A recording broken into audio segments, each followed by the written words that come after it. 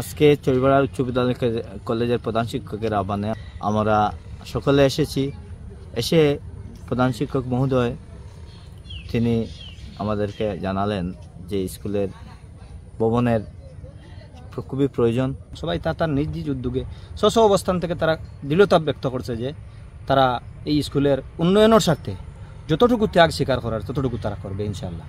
শিক্ষার্থীর শিক্ষার পরিবেশে যেমন প্রভাব পড়ছে, তেমন শিক্ষার্থীর এটার অভাব ফিল করছে। এই জন্য কাম্য অনুকূল পরিবেশ, যে সমস্ত শিক্ষার্থী এই স্কুল থেকে জনসম্পদে পরিণত হয়েছে এবং স্বস্বক্ষেত্রে প্রতিষ্ঠিত, সবাইকে আহ্বান করছি। তারা আমার আহ্বানে সাড়া দিয়েছে।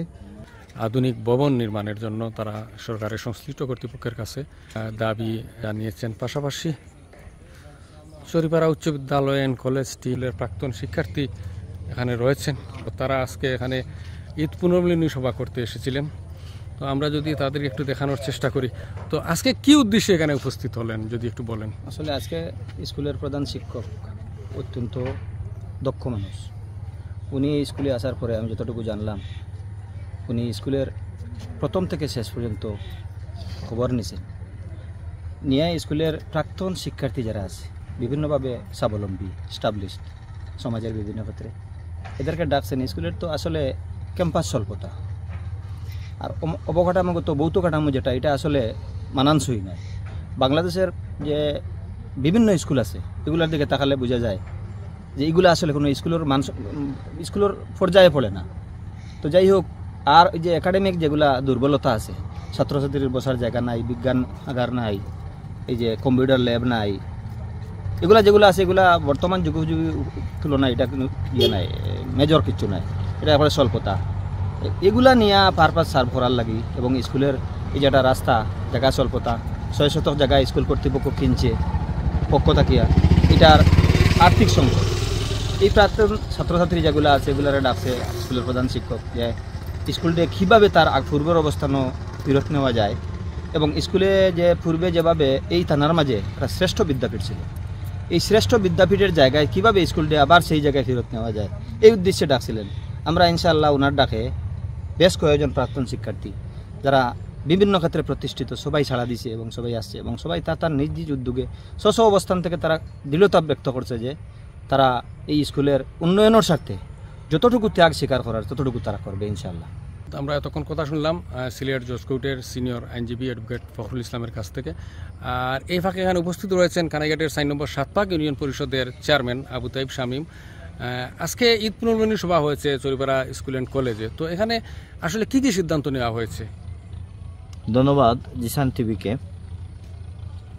আজকে চরিপাড়া উচ্চ বিদ্যালয় কলেজের প্রধান শিক্ষকের আহ্বানে আমরা প্রাক্তন ছাত্রদেরকে তিনি আহ্বান করেছিলেন এখানে ঈদ পরবর্তীতে মত বিনিময় করার জন্য। আমরা সকলে এসেছি।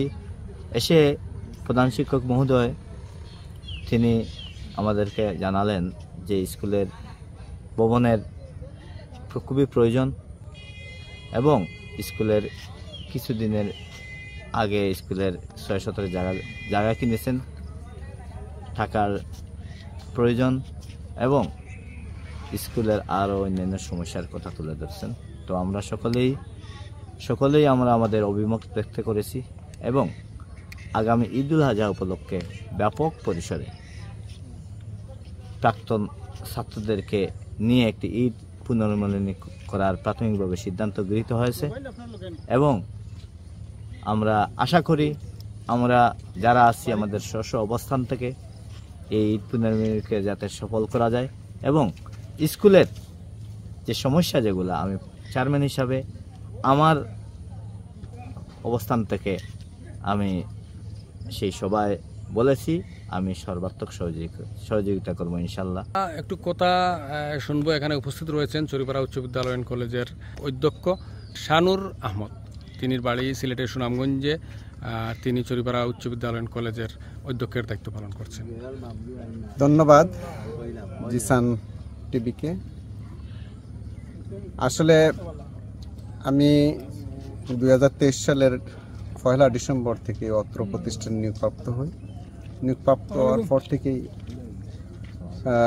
দেখলাম যে এই প্রতিষ্ঠানের অনেক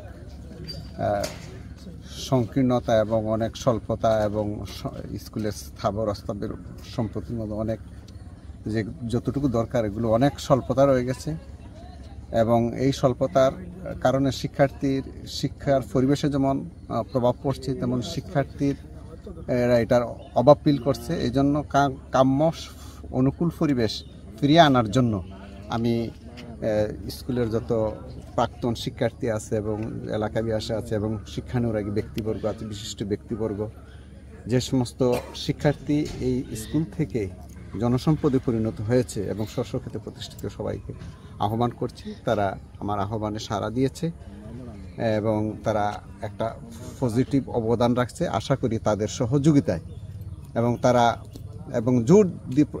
জোর দিয়েছে যে এবং যথাসম্ভব এই স্কুলের সকল প্রতিবন্ধকতা দূর করতে গিয়ে যত ধরনের সহযোগিতা লাগে তারা আপ্রাণ প্রচেষ্টা চালাবে এবং যত যোগাযোগ ব্যবস্থা দরকার সবার সাথে লিয়াজু মেনটেন করবে। আর আমি তাদের এই আশাবাদে খুবই অনুপ্রাণিত। আশা করি সামনের ঈদ পুনর্মিলনী অনুষ্ঠানের মধ্য দিয়ে এই প্রতিষ্ঠানের যে উন্নয়নের একটা প্রচেষ্টার অভাব রয়েছে সেটা কাটিয়ে উঠতে সক্ষম হবে এবং এই প্রতিষ্ঠানটি তার পূর্বের ঐতিহ্য এবং হারানো ঐতিহ্য তার স্বমহিমা আবার ফিরে পাবে। ধন্যবাদ চুরিপাড়া উচ্চ বিদ্যালয় কলেজের অধ্যক্ষ শানুর আহমদ। তো সুপ্রিয় দর্শকবৃন্দ, এতক্ষণ আমরা আপনাদেরকে কানাইঘাটের চুরিপাড়া উচ্চ বিদ্যালয় কলেজের বিভিন্ন সমস্যা সম্ভাবনা এবং স্কুলের সার্বিক পরিবেশ পরিস্থিতি আপনাদেরকে দেখানোর চেষ্টা করলাম।